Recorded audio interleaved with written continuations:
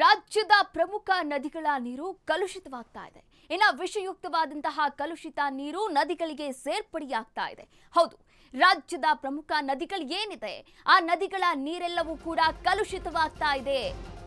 ರಾಜ್ಯದ ಪ್ರಮುಖ ನದಿಗಳ ನೀರು ಕಲುಷಿತ. ಹೌದು, ವಿಷಯುಕ್ತ ಕಲುಷಿತ ನೀರು ನದಿಗಳಿಗೆ ಸೇರ್ಪಡೆಯಾಗ್ತಾ ಇದೆ. ಕೊಳವೆ ಬಾವಿಗಳ ಮೂಲಕ ಭೂಗರ್ಭಕ್ಕೂ ಕೂಡ ವಿಷ ರವಾನೆಯಾಗ್ತಾ ಇದೆ.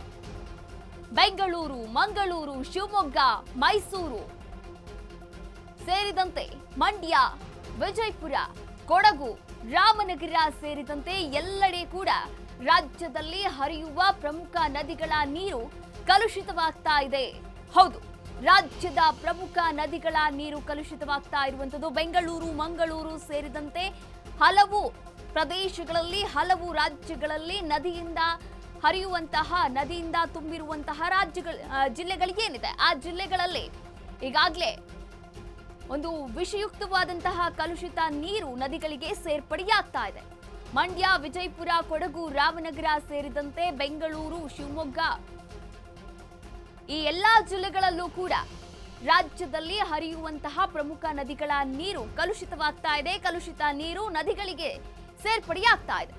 ಕೊಳವೆ ಬಾವಿಗಳ ಮೂಲಕ ಕೂಡ ಭೂಗರ್ಭಕ್ಕೆ ವಿಷವನ್ನ ಅಂಟಿಸ್ತಾ ಇರುವಂತದ್ದು.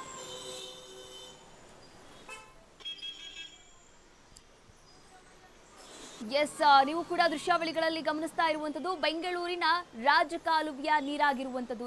ರಾಜಕಾಲುವೆಯ ದೃಶ್ಯಾವಳಿಗಳನ್ನ ನೀವು ಗಮನಿಸ್ತಾ ಇದ್ದೀರಾ. ಇಷ್ಟೊಂದು ರೀತಿಯಲ್ಲಿ ಅಂದ್ರೆ ವಿಷಯುಕ್ತವಾದಂತಹ ಕಲುಷಿತ ನೀರು ನದಿಗಳಿಗೆ ಸೇರ್ಪಡೆಯಾಗ್ತಾ ಇದೆ. ರಾಜಕಾಲುವೆಯ ದೃಶ್ಯಾವಳಿಗಳನ್ನ ನೀವು ಕೂಡ ಗಮನಿಸ್ತಾ ಇರಬಹುದು.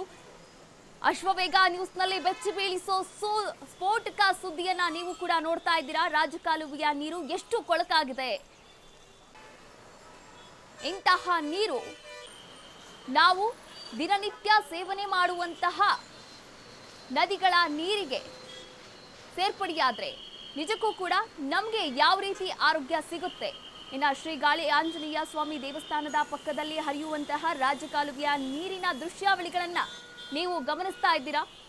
ಬೆಂಗಳೂರು, ಮಂಗಳೂರು, ಶಿವಮೊಗ್ಗ, ಮೈಸೂರು ಸೇರಿದಂತೆ ಹಲವು ಜಿಲ್ಲೆಗಳಲ್ಲಿ ನದಿಗಳ ನೀರಿಗೆ ಕಲುಷಿತವಾದಂತಹ ನೀರು ಸೇರ್ಪಡೆಯಾಗ್ತಾ ಇದೆ.